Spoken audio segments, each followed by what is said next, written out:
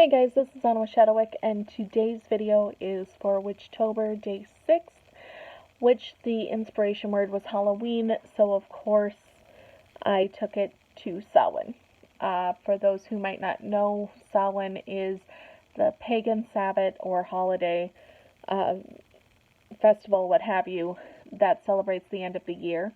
It is when we honor the darkness that is coming, and we give thanks for the light that we've had.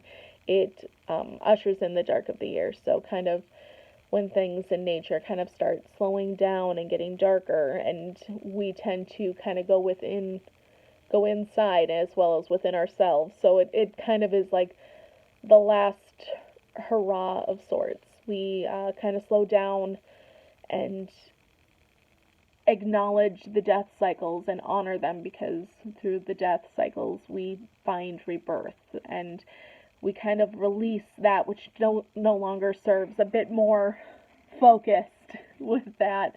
And we also take time for manifestation. It's the final harvest festival, so we do want to take time for that. So to honor Samhain, I decided to make a Samhain candle, which of course has spawned a few other Samhain candles. There's many Samhain candles to be made. And if you follow Shadowwick Creations on Facebook or on Instagram, you'll see those finished products. But what I wanted to share in this video is a brief rundown of some loose incense that I had made. Don't know how well you can see it. It's a bunch of little herbs and stuff with some stones for charging. So a loose incense blend that will serve as offering. It will serve as kind of a welcoming as well as a farewell to Samhain. And it's found its way into many candles that if you live in the Twin Cities area, Enchanted Boutique has some. If you are able to come to the, we're able to come to the Greystorm Wands and Shadowwick Creations pre-Halloween shopping weekend, the 17th and 18th, which is next weekend. We'll have some there. Otherwise, Etsy, of course, will have whatever doesn't sell at that weekend. But anyway, it was a blend that I really crafted for myself, and then realized, I could put this in candles, so I'm super excited about that. But I thought I would give you a quick rundown of the herbs that I used in this and the reasoning for it. That might be special. Correspondences that I use, a lot of times, some are traditional. I usually try to use as many traditional as possible, but a lot of times when I'm making something special like this that is such a personal thing for me to use in my practice as well as in my products, I will, if I'm using it in my practice, I will use a lot of personal connections. This blend I did try to use a lot of traditional as well, because I realized very quickly I was also going to use them in products. So I wanted to keep it as general as possible, but there were a few that, yes, have a couple of very personal connections as well. So I do have my notes, because I've done this video a few times. I keep forgetting things. So I used a 13 herb blend, because 13 is such a wonderful number. I try to work with threes, so I do a lot of 3 blends. Sometimes if it's very special, it'll get a 9 blend. If it's super special, it gets a 13 blend. So, super special. It's a technical term. Rosemary was the first herb I used. It is a huge connector to the ancestors. It's used for remembrance. It's great for protection as well, and healing. There's a lot of shadow work and kind of looking to see what it is you need to release, and release can be such a painful thing, so you need a little bit of that healing energy as well. Oak, again, great for protection. It also is great for connecting to wisdom. It is good for strength and courage, which we all need kind of going into the dark of the year. Willow. Willow is a very spiritual tree. It's found a lot of times on riverbanks, so it connects to that water element. Some people see it as a portal between this realm and the dead, or the spirit realm. So I used it for that reason. It also connects us to the moon. It has huge water elemental connections, which of course, we're right now in the water element, for as far as seasons are concerned. Autumn connects to water. So then we have mullein. Mullein or mullein, I've heard it both ways, is an herb that is a fire elemental herb, but it also is feminine energies. And that's kind of odd. A lot of fire elements are masculine energized. So I like that. It also is an herb that is used in lieu of grave dirt. So if you can't go to a graveyard and get some grave dirt, you can use this herb in some people's traditions. I know there are traditions where it's like, no, you don't replace it. You use this or nothing. It also is really good for courage. It helps to alleviate and protect against nightmares. Again, huge bonus during this time of the year. I also used wormwood. Wormwood is good for communing with the dead spirits. It helps to connect to the other realms. It's great for meditation as well and visions, and inciting visions.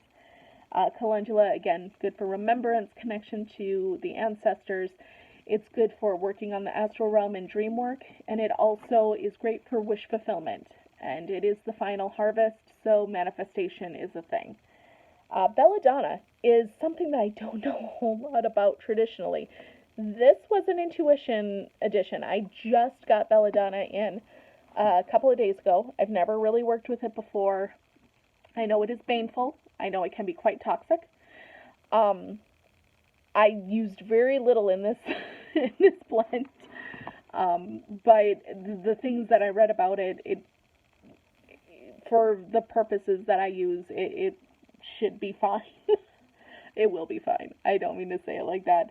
But I wanted to include it because belladonna, I find, to connect a bit to that mystery, to that magic, to that darker side of things. Again, it was not something I knew a lot about. I purchased it because I really wanted to use it for a candle for my matron Hell. And then as I was sitting down to work on this blend, belladonna was listed under my Samhain correspondences, and I'm like, yes, that sounds right. And then I quickly did some research to make sure the quantity I was using was not anything that was going to hurt anyone with smoke as far as it burning. And then I used yew wood. Yew wood is yew is a tree that connects to the ancestors again, connects to the dead. It actually was a tree that was planted in graveyards long ago because it would last for so long. They would see it as a guardian of the dead. Their roots would go so deep that it would protect the dead. At least that's a couple stories I've read my grandma used to tell me. It is longevity or immortality is one of its traditional correspondences. Dragon's blood resin. I use this. It has wonderful power amplification properties. It works with other ingredients in the blend and raises the vibrations of those other elements. But I also find, and again, this is a personal thing, the name is just wonderful for this time of year. I realize it's so stupid. It's a great protection, resin, scent, oil, what have you. It's great for protection as well. But, dragon obviously connects to mysticism and magic and kind of that otherworldly aspect. And then you have blood, which connects to, yes, again, the ancestors, but also kind of to this primal thing within all of us. Like, to hear dragon's blood, it's kind of like this darker, unctuous thing. Like, I love it. I don't know why. It just makes it... To say you put dragon's blood in any blend makes you sound so witchy. I realize that's really stupid, but I love it. Then I have lilac. Lilac is great for memories. It's good for beauty. It's good for wisdom. I also personally really connected to setting boundaries, which, again, we're working with release. So once we release those things, we need to set up some boundaries around ourselves so that we know that which we have finally been able to release, we don't bring back into our lives. lilacs I've always found to be very good with setting those boundaries and to keep things hidden. So once I've let go of something, if I don't want it to return, I want to kind of hide myself from that temptation or hide myself from that element.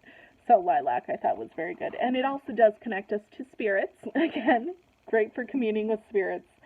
Mugwort. Mugwort is a wonderful herb for connecting to the moon. It has great divination properties, helps with dream work and astral realm work. But since Samhain has the blue moon, full moon, second one of the month, I definitely wanted to include a moon working herb into this.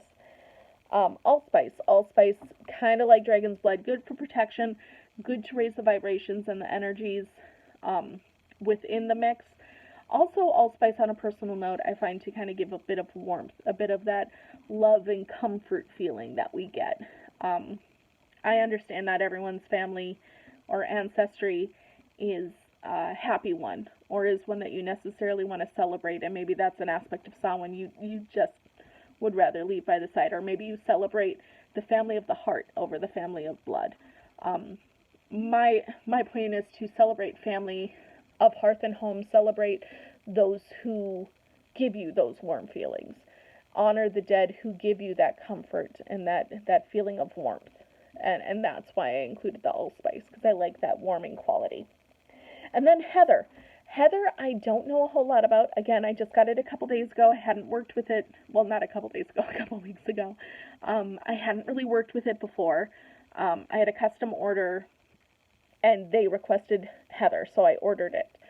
And come to find, it's usually used more in the light side of the year. It's, one of the key things with Litha and Beltane. But it is in my wonderful correspondence book for Samhain. And when I read about it, it's hugely about passion, unbridled passion, and like just embracing that and rolling with that, and perhaps the consequences that come with it, but really owning that energy and taking hold of that and just rolling with it.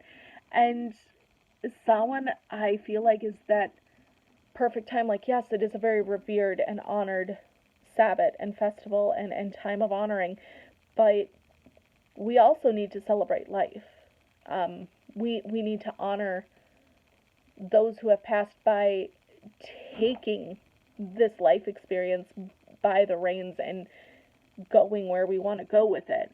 And part of that is passion. Not only like things that, yes, sex is fun. Not only that, but also what are we passionate about? What are the goals we want to set? What are the things we want to do? Own that. Do it. Find that motivation and determination. And I think Samhain is a wonderful time for that. Like, find those things that are holding you back and let go of those so that your passions can really come to fruition. Then I used 3 oils for consecration. So again, I like 3s. I made in Mother Croned it. So for the maiden, I went with vanilla. Vanilla is good for renewal of energy, healing. A lot of shadow work happens on Samhain, so we need a bit of that healing aspect and a bit of that energy renewal to kind of come back from that. For Mother, I went with apple. Samhain is the festival of apples. Apple is the food of the ancestors in the Celtic and I believe Northern traditions. Huge amount of harvest. Apple is also good for love. It is good for beauty. It is good for happiness and joy. All of those things I really connect to Mother, the Mother aspect of the goddess. And then, of course, pomegranate. Pomegranate I connected to the crone. Pomegranate is a huge connector to a lot of Greek mythos. Persephone, Hecate, the dead. It is the food of the dead. So it's a wonderful, and a wonderful scent as well. So those were the herbs that I kind of put in this little dish and have sitting here, and I've used them in a few candles, and they will be an offering. Thanks for watching. Bye, guys.